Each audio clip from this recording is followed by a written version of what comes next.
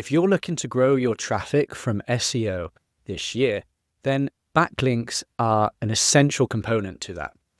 In this video, I'm going to show you all the different types of backlinks that you should be building, how many you should be building, and why you should be building them. My name is Rich Edwards. I run Vibrant Media, which is a digital PR link building agency. We've built tens of thousands of links for our clients over the last few years, so it's safe to say I know what I'm talking about when it comes to link building. Let's dive in.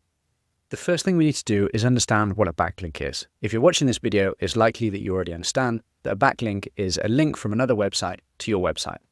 But not all backlinks are created equally. There are a few things that we look at to determine the quality of the backlink, but essentially you can think of it, the easier to acquire the backlink, the less weight it's going to travel in the eyes of Google. We can think about that as an example. A listing on a directory that anybody can sign up to is not going to be as powerful as, say, us getting featured in a really prestigious newspaper such as the New York Times or Washington Post, where they have very high editorial standards. There's a few things that we perhaps look at when we're building links to evaluate how good a backlink is. The first is a metric called DR. This is a metric that's not native to Google. It's an external metric from a website called Ahrefs, a software called Ahrefs. It essentially measures how powerful a link is, with 100 being the most powerful that there possibly could be, and 0 being not powerful at all. And the other thing that we'd want to look at is traffic. Is there traffic coming to the website that you have? Because if Google is giving traffic to a website, then it's likely that they value that link because they are giving that website traffic, therefore they see it as valuable. Now, when we start to look at backlinks, there are 3 tiers that I like to run people through. The first is our foundational links. Now, foundational links are links that help Google understand what our business is about and that we are a real business. You can think about these links as the type of links that almost any business should have.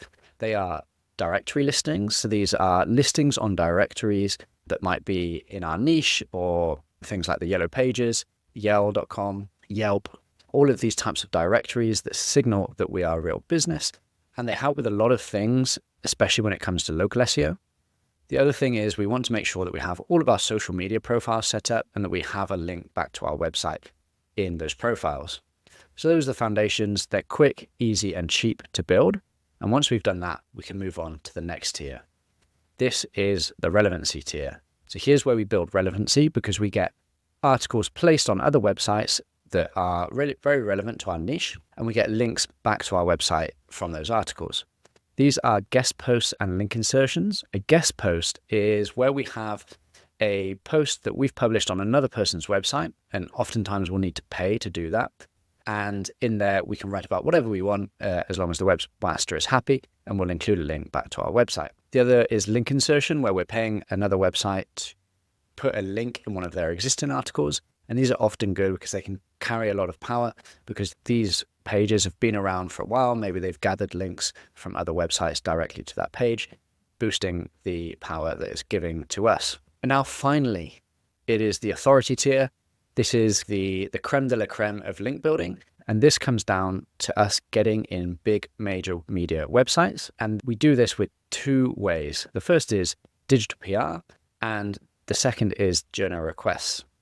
So a journalist request is where a journalist posts a request on somewhere like Twitter or X, and we will answer it with our expert, with somebody with expertise from the business. And if they use that quote that we give them, they will give us a link back in exchange. This is good, but it's often not so scalable, because it's very much you're just going after what's available. Whereas digital PR, we're doing outbound outreach to journalists with interesting studies or expert commentary that they can use. So we're giving them article ideas, and if they use them, then they're going to come back and give us links as a thank you. Let me show you some examples that we've done within digital PR for our clients, just so you get an idea of what it's all about. The first is we did a campaign. So our client ordered 10 links from us, and we provided them with 40 links in total, which obviously no extra cost to them. So they're obviously over the moon about that.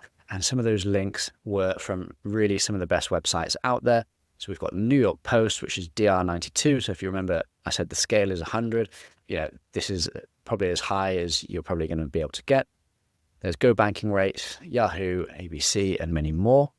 And some of the campaigns that we did for them, we did a mix of data campaigns and expert commentary campaigns. So a data campaign is where we do a data analysis of something. We compile the results and we send it as a story to the journalists. So you can see the example we've got here.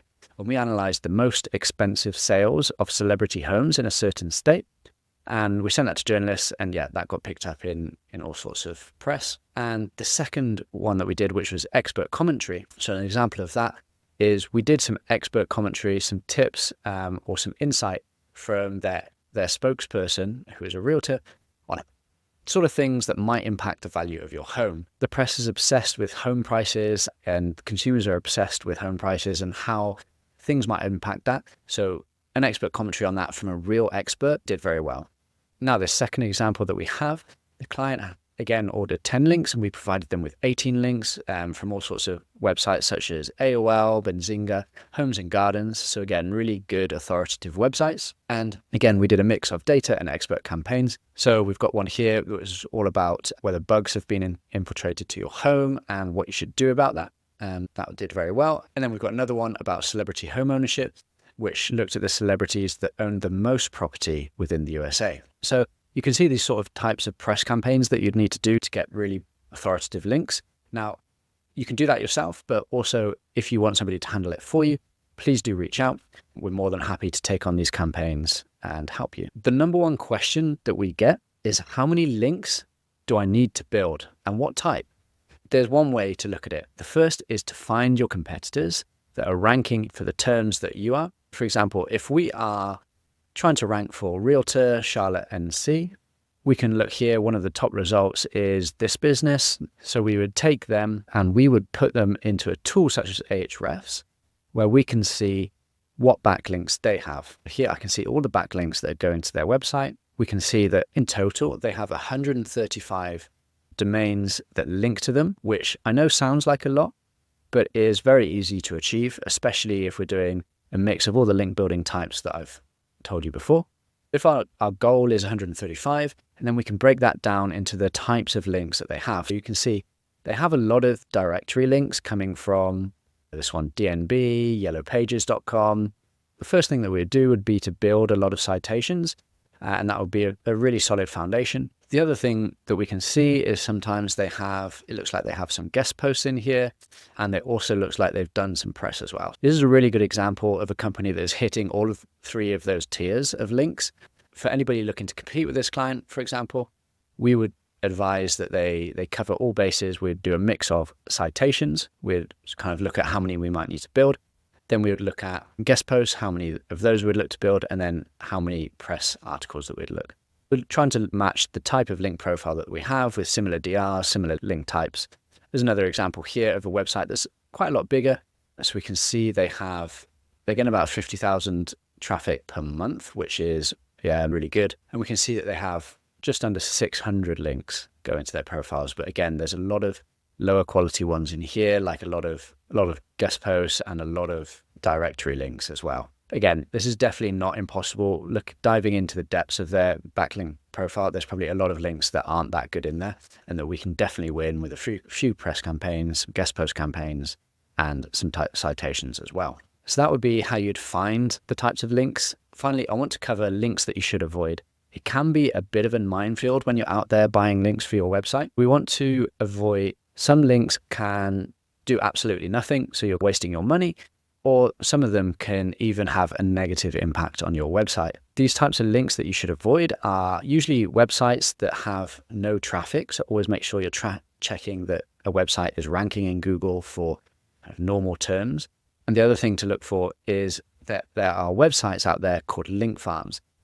These are websites that are built with just the purpose of selling links. And often these websites are identified by Google and they lose a lot of their traffic over time.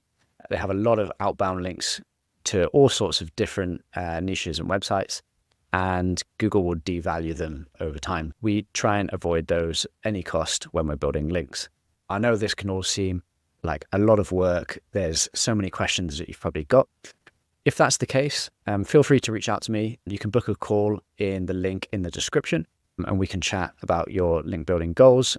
I'm happy to do a free audit for you so that you can understand where and how many links that you need to build. and we can come up with a plan to get your website ranking this year.